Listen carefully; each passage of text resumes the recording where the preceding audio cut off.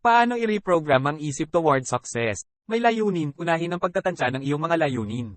Malinaw na tukuyin kung ano ang nais mong marating at kung paano mo ito makakamit. Positibong pag-iisip, iwasan ang negatibong pag-iisip at pag-aalinlangan.